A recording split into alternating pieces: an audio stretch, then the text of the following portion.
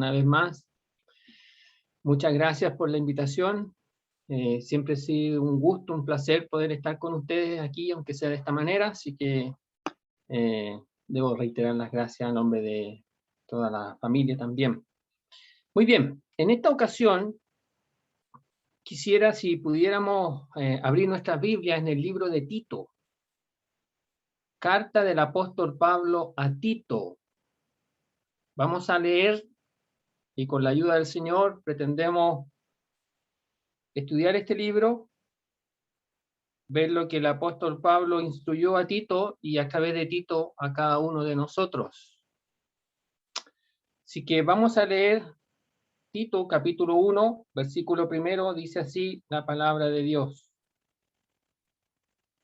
Pablo, siervo de Dios y apóstol de Jesucristo, conforme a la fe de los escogidos de Dios y el conocimiento de la verdad que es según la piedad, en la esperanza de la vida eterna, la cual Dios, que no miente, prometió desde antes del principio de los siglos, y a su debido tiempo manifestó su palabra por medio de la predicación que me fue encomendada, por mandato de Dios nuestro Salvador, a Tito, verdadero hijo en la común fe, gracia, misericordia y paz de Dios Padre y del Señor Jesucristo nuestro Salvador. Por esta causa te dejé en Creta, para que corrigieses lo deficiente y establecieses ancianos en cada ciudad, así como yo te mandé.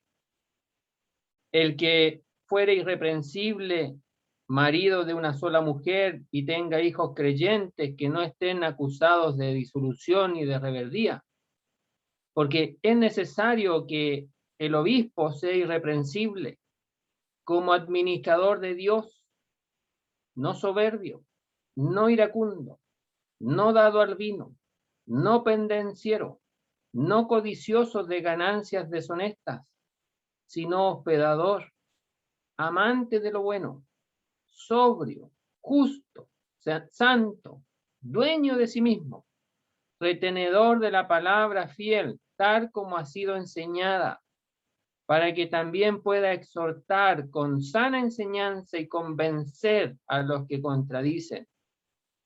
Porque hay aún muchos contumaces, habladores de vanidades y engañadores, mayormente los de la circuncisión, a los cuales es preciso tapar la boca, que trastornan casas enteras, enseñando por ganancias deshonestas lo que no conviene. Uno de ellos, su propio profeta, dijo: los cretenses siempre mentirosos, malas bestias, glotones ociosos. Este testimonio es verdadero. Por tanto, repréndelos duramente para que sean sanos en la fe, no atendiendo a fábulas judaicas ni a mandamientos de hombre que se apartan de la verdad. Todas las cosas son puras para los puros, mas para los corrompidos e incrédulos nada les es puro, pues hasta su mente y su conciencia están corrompidas. Profesan conocer a Dios, pero con los hechos lo niegan, siendo abominables y rebeldes, reprobados en cuanto a toda buena obra. Hasta ahí vamos a leer en esta oportunidad. Fíjese que antes de comentar lo que hemos leído, hasta donde el Señor nos permita en esta ocasión, queremos decir algunas cosas respecto de este libro. No sé si a usted le ha llamado la atención, pero este libro de Tito, que es bastante corto, son 3 capítulos, discuten mucho los estudiosos de si efectivamente lo escribió Pablo o no. La verdad es que nosotros, estando tan lejos de esas áreas de los estudiosos, la verdad es que nosotros asumimos nomás lo que leemos aquí, que dice Pablo a Tito. Y entonces entendemos que Pablo lo escribió y Tito recibió este escrito. Pero cuando uno indaga un poquitito más el por qué discuten de que si esto lo escribió Pablo, no solamente por el vocabulario que se utiliza aquí en las epístolas pastorales, porque no solamente se discute Tito, sino que también Primera de Timoteo y Segunda de Timoteo, pero tiene que ver principalmente porque es bastante difícil ubicar en el libro de los Hechos cuando el apóstol Pablo escribió este libro. Y también Primera de Timoteo y Segunda de Timoteo.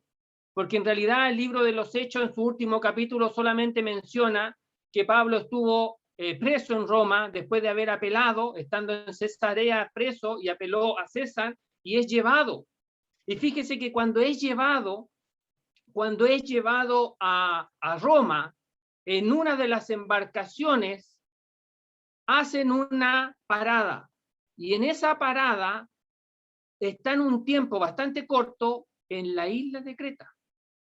Pero en ese tiempo tan corto y estando ahí custodiado por guardias romanos, era imposible que el apóstol Pablo pudiera predicar el evangelio ahí, porque también se discute quién formó las iglesias que están en Creta, y ya vamos a decir algo más de eso. Pero Pablo estuvo una muy breve instancia, mientras se dirigía a Roma, estuvo en esta isla parado un tiempo y después siguió curso a Roma. Llega a Roma, está 2 años ahí y escribe las cartas que todos sabemos que se escribieron estando privado de libertad: Colosenses, Filipenses, Filemón, Efesios. Pero después, posteriormente, el libro de los Hechos llega hasta ahí, pero posteriormente sabemos por Timoteo justamente que Pablo sale. Incluso en las epístolas que escribe en la prisión, él tiene la esperanza de salir de libertad y comenta sus planes, que quiere ir a España, y sale de ahí. Y en esa salida se cree que estuvo aproximadamente 2 años de esa libertad, y en esos 2 años escribe Primera de Timoteo y escribe Tito. Y le da la instrucción a Tito. Habiendo ido, se cree que probablemente él fue ahí, a Creta con Tito, y hizo la obra del evangelio. Pero esa obra quedó a medio terminar.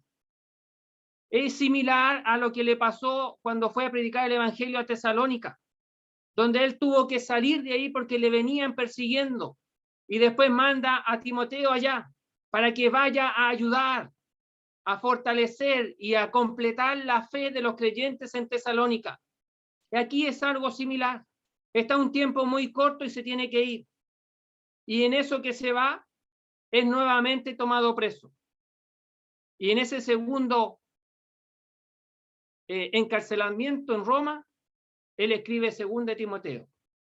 Y él ahí ya se está despidiendo. Porque sabe, quizás por revelación divina, que no va a salir de ese presidio.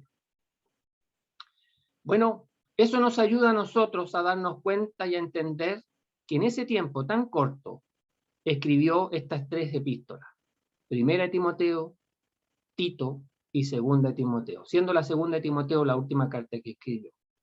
Ahora, alguien podrá decir, bueno, pero ¿qué tiene eso de importancia?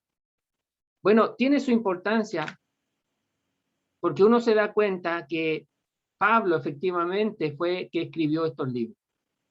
Tiene su importancia porque también uno se puede preguntar por qué el apóstol Pablo, sus últimos escritos, los escribe a personas y no a la iglesia.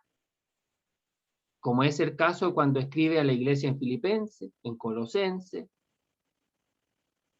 Gálatas, Romanos, etc.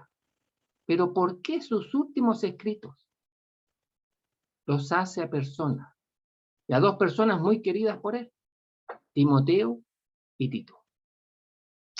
Solo una sugerencia.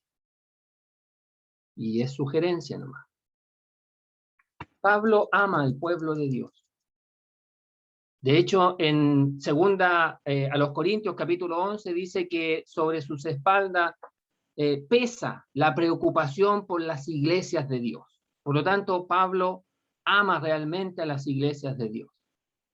Pero también él se da cuenta y está pensando, fíjese usted, en traspasar la posta de la enseñanza de la palabra de Dios a siervos de Dios, a hermanos que puedan continuar y seguir adelante con el ministerio de la enseñanza de la palabra de Dios.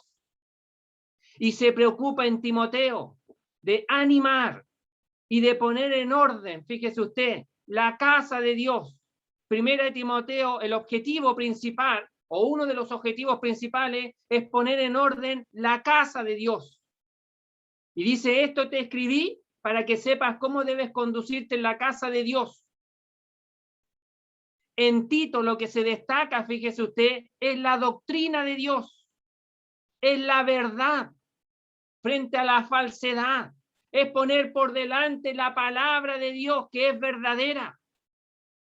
Y en segunda de Timoteo, fíjese usted, lo que se destaca ahora es el hombre de Dios. Y entonces así tenemos Pablo preocupado de la casa de Dios, de la doctrina de Dios y del hombre de Dios. Y ahí tenemos esos tres escritos. Pero se los dice a ellos.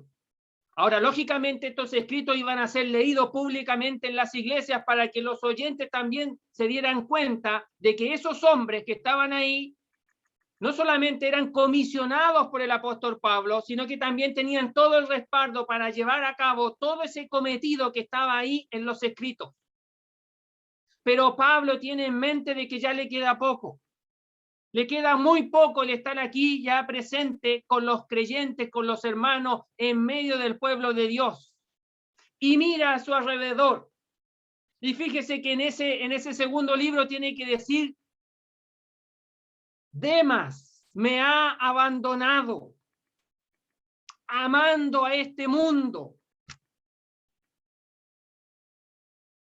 Y es sumamente penoso, hermanos, darnos cuenta cómo es, menciono que es sumamente triste darnos cuenta cómo a veces uno trabajando codo a codo con otros hermanos y pasa el tiempo y a veces uno pregunta por el hermano en cuestión y dice, no, ya no está con nosotros. Hace mucho tiempo que ya no viene ni participa con nosotros. Y uno se encuentra con esa realidad. Y entonces imagínese usted el apóstol Pablo con esa realidad y ya le queda poco para dejar este mundo. Y entonces Pablo ve a Timoteo y ve a Tito y los describe a ambos como sus hijos. Y Pablo ve en esos hombres de Dios, hombres que pueden seguir adelante con la enseñanza de la palabra de Dios y que incluso estarían dispuestos a dar su vida por la palabra de Dios. Y Pablo le encarga a ellos entonces, en este último tiempo de su estadía en este mundo, le encarga a ellos el poder enseñar todo el consejo de Dios. Y le pone por delante el respaldo de la palabra de Dios. El respaldo de cada hombre de Dios es la palabra de Dios. Y la palabra de Dios ha de producir vidas que se ajusten a la semejanza del autor de esa palabra, que es Dios. En otras palabras, el aprender la enseñanza de la palabra de Dios debería de hacer que nuestra vida se ajuste día a día a cómo es nuestro Dios. Y este libro de Tito, fíjese usted, aunque también el apóstol Pablo nos ayuda para que nos demos cuenta cuál es el propósito de este libro, menciona en el versículo 5 que uno de los propósitos es para que Tito pueda terminar lo que quedó inconcluso. Eso es lo que quiere decir ahí la palabra, para que corrigiesen lo deficiente, en realidad es para que puedas levantar, para que puedas mantener de pie, para que puedas terminar lo que ha quedado inconcluso, lo que no se pudo terminar. Ahora, Tito, tú termínalo, tú llévalo a cabo. Y también le va a decir para que nombres anciano, para que te des cuenta, aquellos hermanos que están ahí, a quien el Espíritu Santo ha levantado como obispos, pastores o ancianos.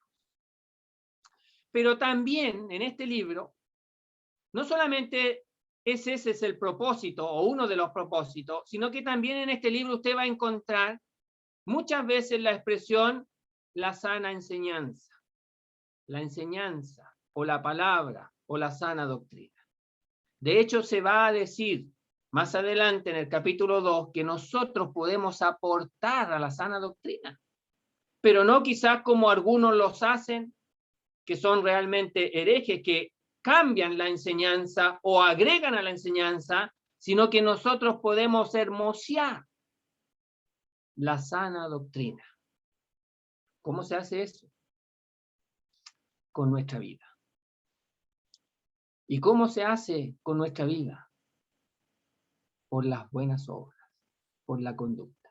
Fíjese que en cada capítulo, y solamente lo voy a mencionar, estamos diciendo cosas muy generales para que nos sea más fácil poder comprender este libro, que por lo demás es muy poco leído, es muy poco enseñado, hermano, pero que tiene grandes enseñanzas muy prácticas que el apóstol Pablo quiere dar a conocer. Y las da y las escribió, hermano, en sus últimos tiempos. Son las últimas palabras, por así decirlo, que el apóstol Pablo ha querido dejar con nosotros. Fíjese usted, este libro de Tito. Pero bien, fíjese que casi al final de cada capítulo habla de las buenas obras. Mire, versículo 16, capítulo 1. Profesan conocer a Dios, pero con los hechos lo niegan, siendo abominables y rebeldes, reprobados en cuanto a toda buena obra. Y aquí está hablando de que hay hombres que no hacen buenas obras. Capítulo 2, versículo 14. Quien se dio a sí mismo por nosotros para redimirnos de toda iniquidad y purificar para sí un pueblo propio celoso de buenas obras. Lo que Dios ha hecho. Ahí se menciona. Y dentro de lo que Dios ha hecho, también incluye las buenas obras. Capítulo 3. Dice, versículo 14, y aprendan también los nuestros a ocuparse en buenas obras para los casos de necesidad, para que no sean sin fruto. Imagínense. O sea, nos anima el apóstol Pablo a dedicar nuestra vida a esto que se llama aquí buenas obras. Que las buenas obras, fíjese usted, mire, voy a decir algo, las buenas obras en nuestra vida son como la reunión de oración en las iglesias, en las asambleas. No va nadie. A la reunión de ministerio, muchos hermanos. A la cena del Señor, ¿para qué decir? Casi toda la iglesia. Pero a la reunión de oración, unos poquitos. Alguien ha dicho de la reunión de oración que es el patito feo de las reuniones de una iglesia. Y aunque nos duele y nos cuesta aceptar, es nuestra realidad. Y las buenas obras en nuestra vida o en la vida del creyente es como esa reunión de oración. Mostramos muy poco, hermano. Hablamos mucho y hacemos poco. Hablamos demasiado y mostramos poco. Y Pablo, entonces, fíjese usted, en este último tiempo, hasta la puerta de la partida de este mundo, él está preocupado de que el creyente muestre en su vida lo que dice creer. Entonces, hermano, este libro nos va a animar, y es el deseo, y yo me he sentido sumamente animado al estudiar este libro, fíjese usted, porque me ha hecho mirar una realidad que muchas veces ignoramos, y que tiene que ver con que la palabra de Dios tiene que ser una realidad en nuestra vida.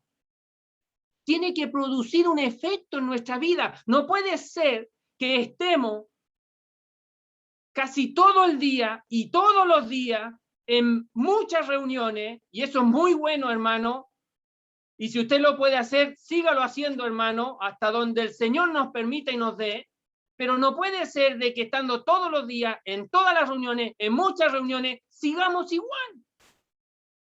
Seamos los mismos y no haya ningún cambio y no haya ninguna transformación. Algo está pasando ahí. O el problema es el enseñador, el problema es lo que enseña, o el problema somos nosotros. Y déjeme decirle una cosa, el problema puede ser el enseñador, pero si enseña la palabra de Dios es viva y eficaz. Y por lo tanto, el enseñador lo dejamos a un lado, porque si enseña la palabra de Dios, el solo hecho de enseñar la palabra de Dios ya debería de producir un efecto en nosotros, independientemente si el enseñador como lo consideren. Por lo tanto, si el enseñador lo dejamos a un lado, si la palabra de Dios no es el problema, quedo solamente yo. Y entonces el problema soy yo. El problema es cómo yo estoy escuchando entonces. Y Tito nos ayuda en eso. Tito nos va a decir, hermanos, aquí hay una buena enseñanza, pero esa buena enseñanza tiene que traducirse en una vida práctica. Y entonces, fíjese usted, que aquí tenemos que el creyente va a testificar de la sana doctrina, no solamente de labio y con palabras, sino que también con su vida. Eso es Tito. Y eso es lo que a mí me gustaría, en el fondo, dejar con ustedes para que nos animemos en este estudio de Tito y podamos leer hasta donde el Señor nos dé, y si no, poder seguir leyendo en las casas este libro que es muy cortito, de tres capítulos. Fíjese que entonces ya hemos dicho un poquitito acerca del apóstol Pablo al escribir este libro a Tito. Creta. Bueno, Creta era una isla. No era la más grande, pero era una de las más grandes ahí en lo que viene siendo la península de Grecia. Se dice que aproximadamente era de 260 y algunos dicen 350 kilómetros de largo y de ancho, entre 60, 30 y 80, porque no era del mismo ancho en toda la zona. Algunos dicen, la mencionan en la antigüedad como la isla de las 100 ciudades. Era una isla comercialmente bastante próspera. Y muchos usaban esa isla, fíjese usted, para realizar comercio.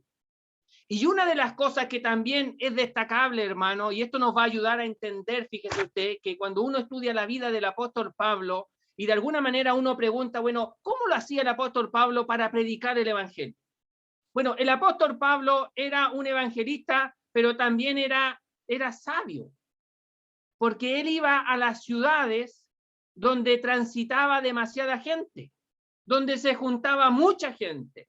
Y entonces eso le permitía a él predicar el evangelio a un montón de gente, y después esa gente se iba a sus lugares de origen y llevaban el evangelio consigo. Fíjese que cuando llegaba a una ciudad, buscaba una sinagoga. ¿Por qué buscaba una sinagoga? Porque en la sinagoga se enseñaba la palabra de Dios. Y entonces Pablo decía, bueno, ahí hay gente que está interesada en las cosas de Dios. Y entonces iba a ese lugar. Y en la sinagoga los ministros tenían por costumbre a las visitas entregar los rollos para que pudieran leer y compartir la palabra de Dios. Y al apóstol Pablo, al igual que al Señor Jesucristo en Lucas capítulo 4, se le dice y se le entrega un rollo del libro Isaías al Señor Jesucristo. A Pablo se le dice, hermano, tiene algo que compartir y comparte la palabra de Dios. Y Pablo comenzaba a predicar el evangelio contando la historia de Israel y introducía al Señor Jesucristo y predicaba el evangelio y la resurrección de entre los muertos y la salvación en Cristo Jesús. Y algunos decían, mira, te vamos a escuchar después, no nos parece eso, pero algunos creían. Y el apóstol Pablo al sábado siguiente iba nuevamente. ¿Dónde más predicaba? En el libro de los Hechos, capítulo 20, dice que predicó la palabra de Dios por las casas y en las plazas también. Y entonces el apóstol Pablo predicaba en los lugares donde había bastante gente. Bueno, Creta era una isla propicia para eso. Pero también, fíjese usted, como no tenemos mucha información y nos vamos a regir solamente a lo que la palabra de Dios nos dice, fíjese que en el día de Pentecostés, cuando estaban ahí los discípulos esperando en el día de Pentecostés, estaban todos reunidos en aquella casa. Mire lo que se dice ahí, voy a leer Hechos capítulo 2, versículo 11, un poquito antes en realidad. Llega el Espíritu Santo, entra como un viento recio, y dice, todos quedaron atónitos y maravillados, diciendo, mirad, ¿no son Galileos todos estos que hablan? ¿Cómo pues les oímos nosotros hablar cada uno en nuestra lengua en la que hemos nacido? Miren los que estaban ahí. Partos, medos, elamitas, los que habitamos en Mesopotamia, en Judea, en Capadocia, en el Ponto y en Asia, en Frigia y Panfilia, en Egipto y en las regiones de África, más allá de Cirene, y romanos aquí residentes, tanto judíos como prosélitos. Versículo 11. Cretenses y árabes. ¿Qué escucharon ellos? Les oímos hablar en nuestra lengua las maravillas de Dios. Se sugiere, hermanos, que las asambleas ahí en la isla de Creta, llegó el evangelio a aquellas islas seguramente y probablemente, y es solo una sugerencia también, producto de que en el día de Pentecostés habían hombres que eran de esa isla y escucharon las maravillas de Dios por estos galileos que no dominaban esa lengua, pero quedaron tan sorprendidos de escuchar las maravillas de Dios en sus propios idiomas, que seguramente esa verdad impactó en su vida. Y estos hombres, después de terminada esa fiesta religiosa ahí en Jerusalén, se van a sus ciudades de origen y llegan a la isla de Creta. Y seguramente comparten el evangelio. Y Pablo, como era el apóstol de los gentiles, se da cuenta que ahí hay una iglesia. Y a la salida de su encarcelamiento en Roma, en aquella casa alquilada, va con Tito a la isla de Creta. Y ahí comienza a trabajar y a ayudar a las iglesias que estaban ahí.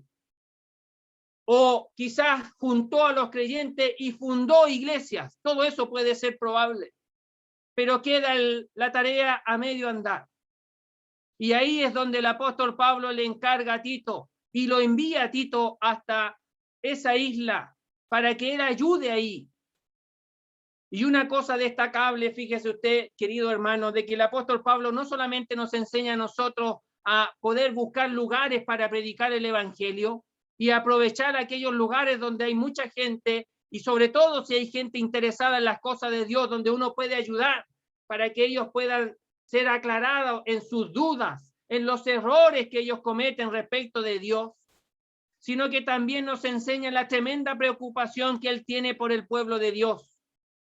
Porque quizás probablemente él no fundó estas asambleas. Ya habían otros que habían llegado con el evangelio a aquella isla, pero él aún así se preocupa por los creyentes de aquella isla y va hasta ese lugar y quiere ayudar al pueblo de Dios. Y no solamente quiere ayudar al pueblo de Dios mientras está ahí, sino que también, sobre todo, cuando no está ahí y se da cuenta que el pueblo de Dios todavía necesita mucha ayuda. Y entonces, en esa preocupación de ayudar al pueblo de Dios en aquellas islas de Creta, envía a Tito, habla con Tito y le pide a Tito que vaya allá. Ahora, ¿por qué Tito y no Timoteo? Bueno, porque Tito aparentemente se ve que es un creyente de un carácter más fuerte. se ve que es un creyente al cual, fíjese usted, no necesita que el apóstol Pablo lo anime tanto como a Timoteo en la carta a Timoteo, donde se le habla muchas veces a él y se le anima. Y debemos de reconocer, hermanos, de que a veces nosotros no tenemos toda la capacidad, ni toda la madurez, ni toda la fuerza, ni toda la valentía que a lo mejor deberíamos de tener, y necesitamos que nos animen como a Timoteo, y que constantemente nos estén diciendo y animando y dándonos cuenta y colocándonos por delante el ejemplo del Señor para poder imitarle a Él, incluso si es necesario dar nuestra vida por el Señor. Y necesitamos ser animados en ese curso, en ese camino. Pero hay otros hermanos que no necesitan tanto que les animen. Y ese es Tito. Ahora, ¿por qué? ¿Por qué Tito? Bueno, porque los cretenses eran de un carácter bastante fuerte. Mire lo que se dice de ellos. Uno de ellos, su propio profeta, dijo: los cretenses, siempre mentirosos, malas bestias, glotones, ociosos. O sea, los cretenses tenían un estilo de vida que era de temer. Era de temer. Quizás,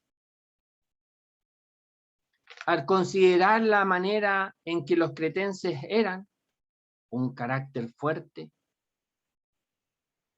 había deficiencias de hermanos que lideraran, como los ancianos, que guiaran al pueblo de Dios frente a estas personas, frente a creyentes que arrastran ese carácter fuerte y que a veces cuesta que ese carácter sea transformado. Pero ahí está Tito, para animar a aquellos que han de ser ancianos y para ayudar con la palabra de Dios para que nuestra vida se ajuste a lo que la palabra de Dios dice, a pesar de nuestro carácter. Nuestra personalidad sigue siendo la misma, pero nuestro carácter puede ser moldeado, hermano. Puede ser moldeado nuestro carácter por la palabra de Dios. Y entonces tenemos Tito. Y ahí tenemos este libro de Tito. Bueno, hermano, no es mucho lo que se sabe de Tito. Se dice que Pablo no permitió que Tito fuera circuncidado como Timoteo sí lo era, porque era de una madre judía, pero Tito era gentil. Y por esa razón no permitió que fuera circuncidado. Eso está en Gálatas capítulo 2. Y también aparece en Hechos capítulo 15, donde se presenta ese caso de que Tito era gentil y no necesita ser circuncidado, como estaban ahí lo de la circuncisión, poniendo esta carga a todos los creyentes gentiles, que todos tenían que cumplir la ley y ser circuncidados. Y Pablo dice no. Y para evidencia, Tito, un gentil, un siervo de Dios, que no es circuncidado. Entonces Tito es usado por el apóstol Pablo para defender la verdad del evangelio. Para defender la verdad del evangelio. El evangelio no tiene nada que ver con la circuncisión. La salvación no tiene nada que ver con la circuncisión. Y ahí está Tito. Demostración, trofeo de la salvación sin ser circuncidado. Fíjese usted. Pero también Tito se le encargó en el segundo libro de los Corintios. Se le encargó por el apóstol Pablo que fuera a los Corintios y que llevara una carta que era bastante dura, que era bastante severa, escrita por el apóstol Pablo a los Corintios. Los corintios en ese entonces no querían saber nada del apóstol Pablo y estaban siendo seducidos por falsos maestros. Y esos falsos maestros estaban poniendo al pueblo de Dios en contra del apóstol Pablo. Y el apóstol Pablo dice: os celo con celo de Dios, preocupado de que aquella iglesia se descarrilara de lo que es el camino correcto de Dios. Envía una carta bastante enérgica y se la manda a través de Tito, y Tito llega allá y les muestra la carta y se las lee la carta. Y pasa el tiempo y Pablo no sabía cuál era el resultado de esa carta. Y se encuentra con Tito nuevamente. Y Tito le trae las buenas nuevas de que la carta produjo un impacto de arrepentimiento, de contrición al pueblo de Dios. Y se dieron cuenta que en realidad volverse en contra de quien les llevó el evangelio no corresponde. Y no solamente eso, sino que era el apóstol Pablo. Era uno comisionado por Dios. Y entonces se estaban levantando en un sentido en contra del Señor. Y los creyentes en la iglesia en Corinto se dan cuenta de eso. Y se vuelven de su camino. Y se vuelven al Señor. Y Tito les dice, hermano Pablo, los creyentes han sido rescatados del camino del error. Y Pablo da gracias a Dios. Y fue tanto el impacto que ocasionó, fíjese usted, el que los corintios se volvieran a los caminos del Señor, que quisieron hasta ayudar a los creyentes en Jerusalén. Y ahí tenemos en 2 Corintios capítulo 8 y 9 otra vez a Tito. Ahí liderando aquella comitiva que iba a juntar las ofrendas para llevar al pueblo de Dios en Jerusalén, que estaban padeciendo necesidades. Y ahí está Tito, un fiel creyente, gastando su vida por la obra del Señor. Y eso es lo que conocemos, fíjese usted, de Tito. Pablo en este libro, en estos 3 capítulos, le dice allá en el capítulo 3, versículo 12, que él va a enviar, mire, dice, cuando envíe a ti a Artemas o a Tíquico, apresúrate a venir a mí en Nicópolis, porque allí he determinado pasar el invierno. Pablo quería de vuelta a Tito otra vez. No quería estar sin Tito. Y le dice entonces, mira, cuando llegue allá, Artemas o Tíquico, que ellos se queden ahí, y tú ven aquí a Nicópolis, ven para acá. Y Pablo quería una vez más de vuelta a Tito. Entonces, tenemos Pablo, un hombre de Dios preocupado por el pueblo de Dios, y tenemos a Tito, un siervo de Dios, también preocupado del pueblo de Dios.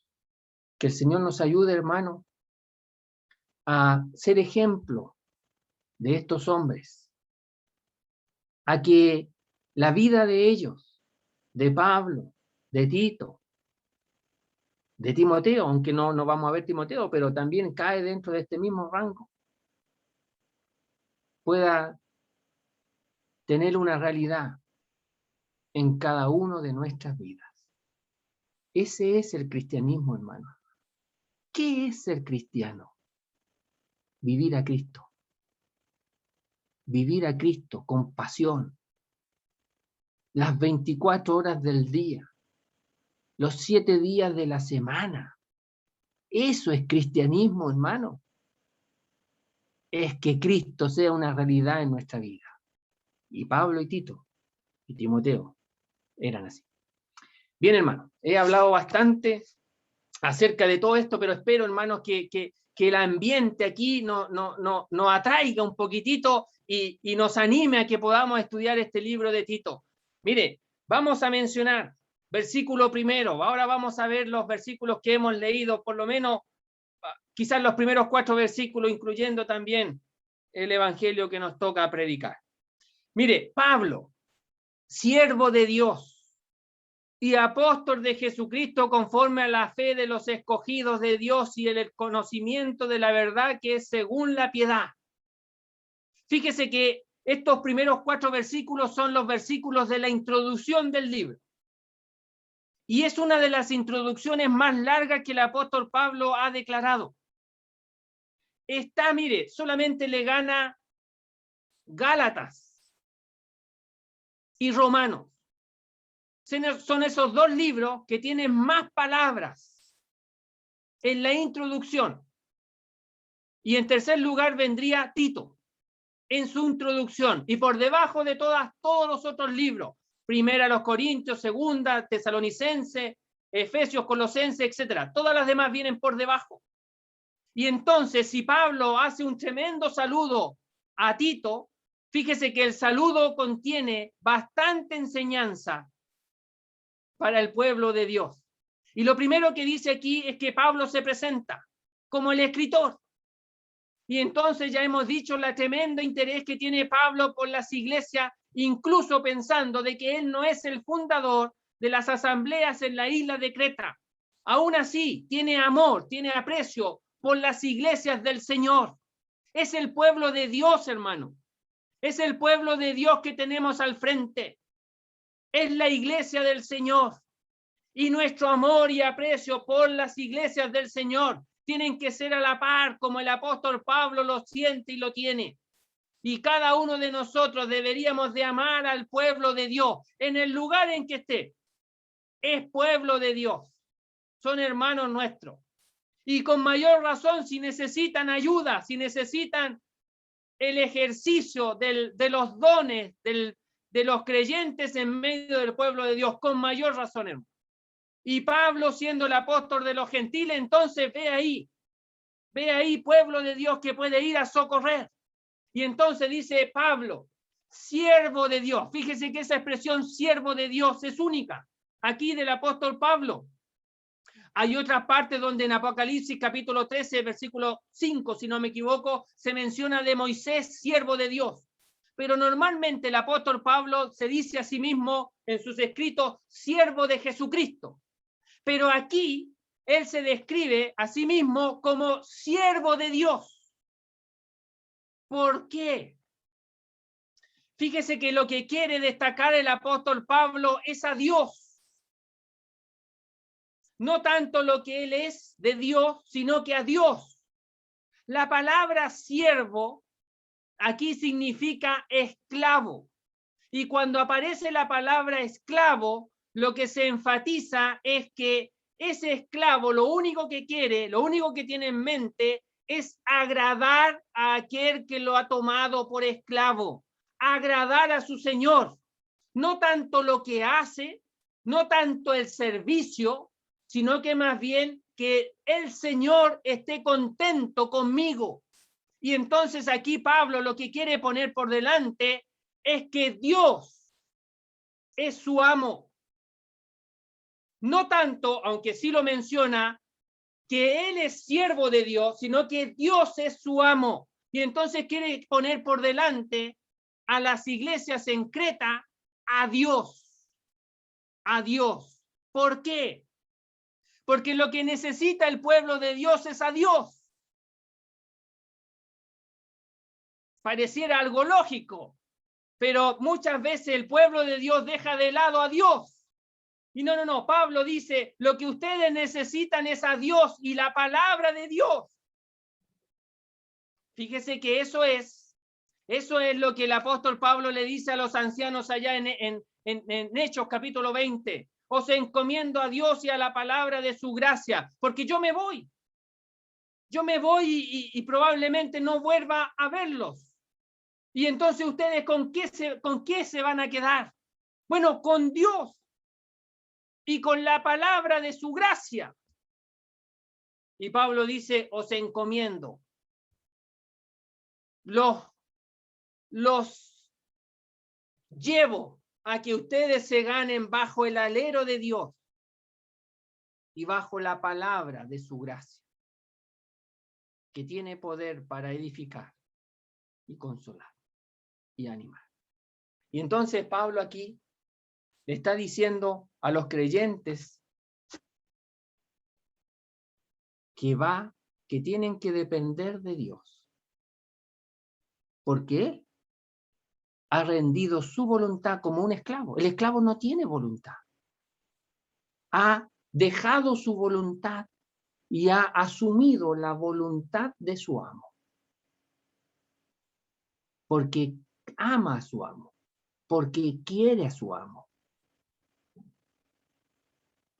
Y entonces Pablo dice, yo amo a Dios. Y la voluntad de Dios es mi voluntad. Y así vivo. Y así me presento delante de ustedes. Pablo esclavo de Dios, le pertenece a Dios, es de Dios, se debe a Dios y le pertenece a Dios.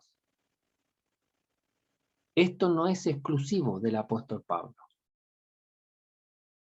Esto debería de ser la vida de todo creyente. Siervo de Dios, hombre y mujer salvada, genuinamente salvada por la fe en Cristo. Usted puede llegar a ser un siervo y una sierva de Dios.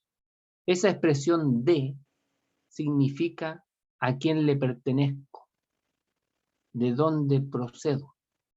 Y entonces Pablo dice que es esclavo, un esclavo que le pertenece a Dios, no al imperio, no a las riquezas de este mundo o a lo que sea, sino que a Dios, exclusivamente de Dios, hermano. Y entonces nosotros tenemos el tremendo honor y privilegio de ser esclavos de Dios, de vivir para Dios porque somos de Él. Él nos ha comprado por precio. En el capítulo 2 va a decir que ha adquirido un pueblo para Él, un pueblo propio. Esa expresión significa un pueblo exclusivo para Él, que le pertenece solo a Él. Es lo que quiere decir allá en el capítulo 2. Y entonces, hermanos, nosotros somos de Dios. Pero también agrega el apóstol Pablo, dice, y apóstol de Jesucristo. O sea, y aquí, fíjese usted que lo que está mencionando es que está poniendo a la par a Jesucristo con Dios. No es que el apóstol Pablo se deba a dos personas diferentes, se debe a una sola, que son uno, pero con funciones diferentes, con roles diferentes. Dios el Padre y Dios el Hijo.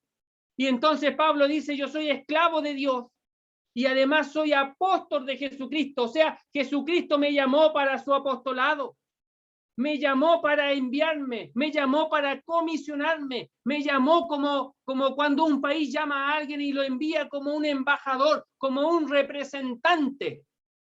Y Pablo está diciendo, yo siendo esclavo de Dios, Jesucristo me llama para que le represente. Y en esa representación de Jesucristo también está manifestando a Dios, al cual es su amo. Y entonces vemos aquí la unidad en la deidad. Y vemos cómo el apóstol Pablo no tiene ningún problema en ser siervo de Dios y representar a Jesucristo en la tarea encomendada. Él era apóstol y era apóstol de Jesucristo. Normalmente cuando Pablo menciona su apostolado, es porque casi siempre hay dificultad hacia su persona. Y probablemente aquí en esta isla alguien podría decir, ¿y quién es él? ¿De dónde apareció? Nunca lo habíamos visto, ni hemos escuchado de él. Y ahora viene para acá y manda a alguien para que nos ayude. Bueno, probablemente habían personas así. De hecho, el Tito tenía que, una de las cosas que se le dice es que tenía que mandar a callar la boca. Y dice mayormente son judaizantes. Y siempre ahí están aquellos que quieren causar daño al pueblo de Dios. Entonces Pablo se presenta con sus credenciales. Pero la primera credencial que presenta, fíjese usted, es que él es siervo de Dios, un esclavo de Dios. Bien, hermano, lo que viene a continuación no lo quiero tratar ahora porque tendría que tratarlo muy rápidamente y creo que no sería justo, pero solamente quiero pensar ahora en aquellos que no son de Cristo. ¿Cómo es posible? Quiero que piense usted en esto. ¿Cómo es posible que un hombre, Pablo tenía la ciudadanía romana? Un romano no podía ser considerado como un esclavo. El romano tenía ciertos privilegios. De hecho, un romano no se le podía incluso crucificar. ni menos dar látigo. Por eso se asustaron cuando en Filipo Pablo y Silas fueron encarcelados y fueron golpeados con látigo. Y Pablo hace valer ahí sus derechos romanos y dice, yo soy romano. Nací en Tarso. Y Tarso era una ciudad con privilegios romanos. Era como una ciudad Roma en miniatura. Y se les daba el derecho y se le concedía una ciudad romana. Y tenía todos los deberes y todos los privilegios que Roma también tenía. Y Pablo hace valer su derecho y se asustaron cuando dijo eso él. Entonces, mi pregunta, querido amigo, es, ¿cómo es posible que un hombre, teniendo libertad, una vida libre por delante, se agrade tanto, disfrute tanto, se goce tanto en decir de sí mismo, esclavo de Dios? Esclavo de Dios. Fíjese que los esclavos lo único que quieren es conseguir la libertad. Y aquí tenemos un hombre que es libre, que disfruta la esclavitud de Dios en su vida. ¿Cómo es eso posible? Bueno, déjeme decirle que el apóstol Pablo tuvo que entender en su vida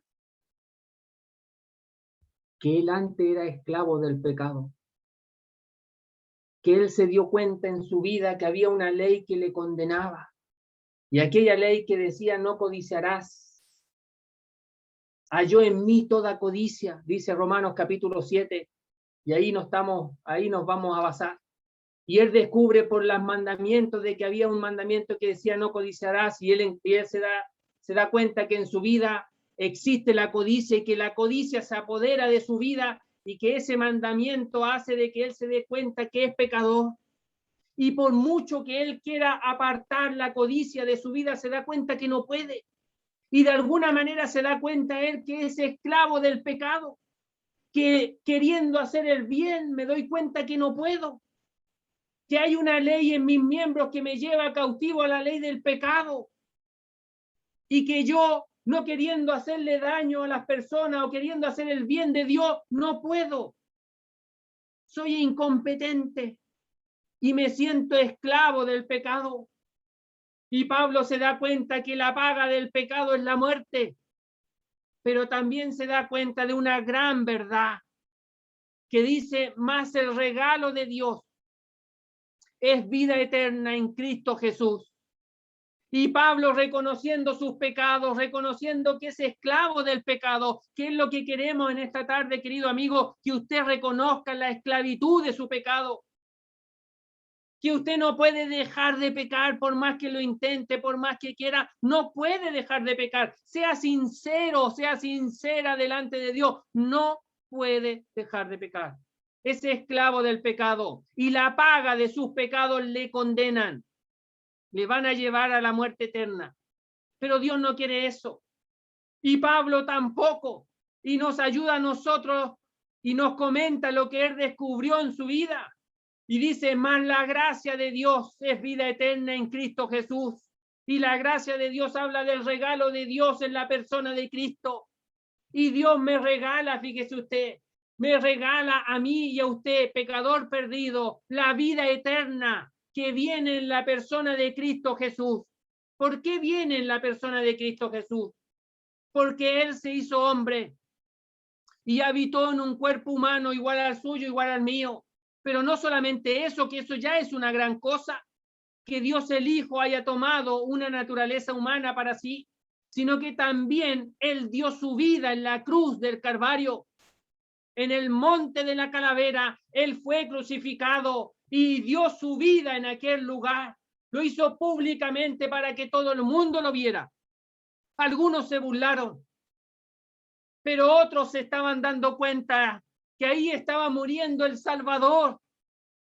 Y uno de los ladrones se da cuenta de esa verdad y le dice, Señor, Señor, Señor, acuérdate de mí cuando vengas en tu reino. Y el Señor le dice, hoy estarás conmigo en el paraíso. Le salvó en forma inmediata porque respondió a la fe de ese ladrón, quien reconoció sus pecados, dijo, a la verdad nosotros justamente padecemos, pero ningún mal hizo. Acuérdate de mí cuando vengas en tu reino. Querido amigo, queremos decirte que tus pecados te van a condenar. Date cuenta de esto. Reconócelos delante del Señor y dile al Señor que te salve. Es un regalo de Dios, mas el regalo de Dios es vida eterna en Cristo Jesús. La vida eterna la da Cristo. Él murió por ti. Recibe a Cristo por la fe y tendrás el perdón de tus pecados y la salvación. Que el Señor te ayude. Vamos a orar al Señor. Nuestro Dios, nuestro Padre, queremos darte las gracias en esta tarde, nuestro Dios, porque se ha podido anunciar tu palabra. Aquella palabra verdadera que habla de tu Hijo y la obra de salvación que Él ha efectuado en este mundo. Te damos las gracias porque hasta el día de hoy hay salvación para aquellos amigos nuestros que aún no han creído. Y queremos pedirte por ellos, nuestro Dios, para que sus vidas puedan ser impactadas por la palabra tuya, aplicada por tu Espíritu. De igual manera, nuestro Dios, estamos nosotros, tus hijos, que necesitamos que tu palabra impacte también nuestras vidas, no para salvación, pero sí para santificación. Y también te lo rogamos, nuestro Dios. Te pedimos estas cosas y te damos las gracias por todo, en el nombre precioso del Señor Jesús. Amén.